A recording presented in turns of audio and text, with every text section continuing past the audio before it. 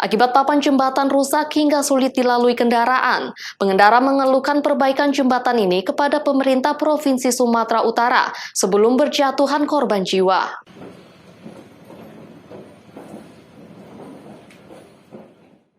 Jembatan Sungai Noyo di Desa Tuwuna, Kecamatan Mandehi, Kabupaten Nias Barat, Sumatera Utara, sempat melumpuhkan aktivitas lalu lintas akibat papan jembatan yang rusak.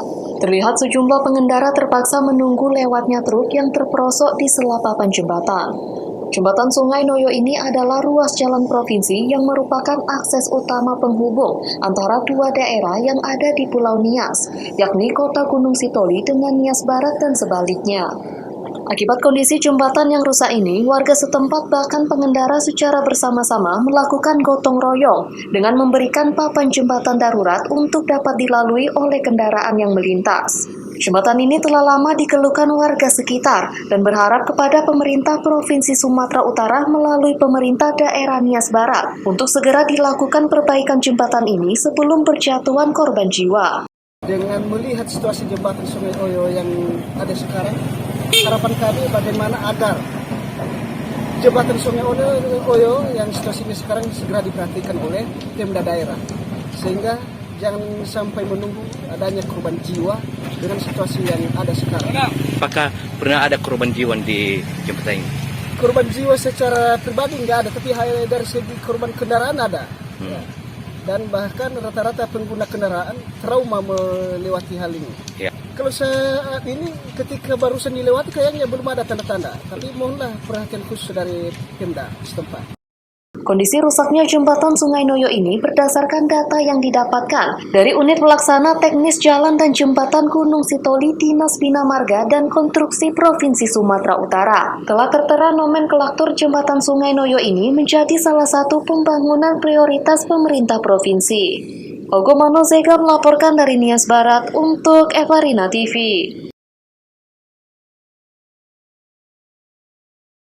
Kita ke informasi terakhir. Pemirsa, DPRD Kabupaten Langkat desak manajemen PT Langkat Nusantara Kepong atau LNK untuk mengganti kerugian masyarakat atas tanaman yang dirusak pihak perusahaan di Desa Bingai dan Bukit Melintang.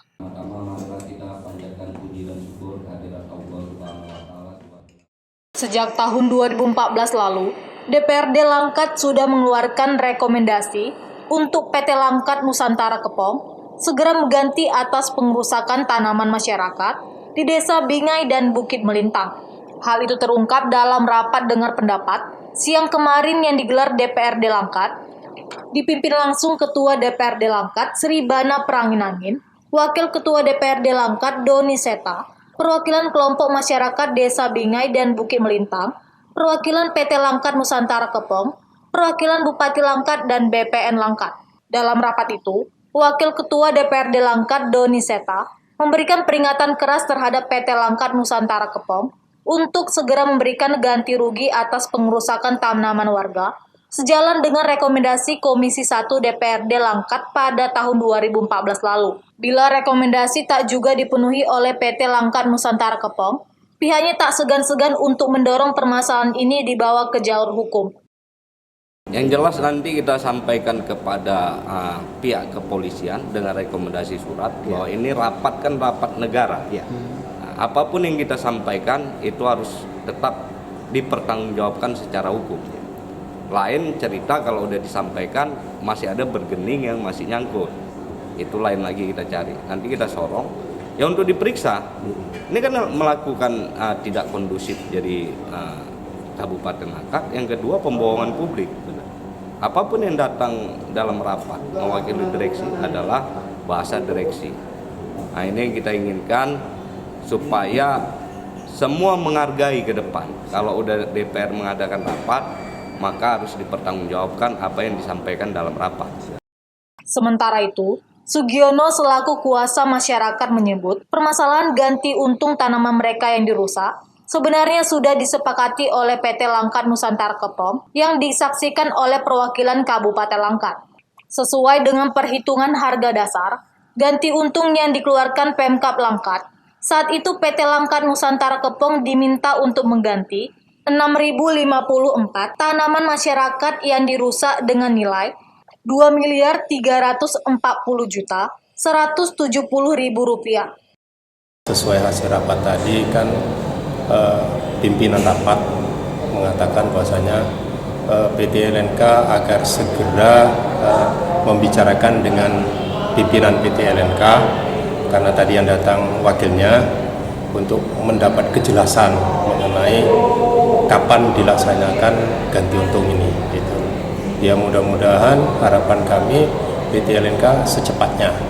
Ganti untung yang tidak dibayarkan ini sebenarnya tuntutan kami dari tahun 2014. Senilai kesepakatan itu di 2014 senilai 2.300.000.000 lebih kurang. Kalau lahannya seluas cuma 33 hektar ya.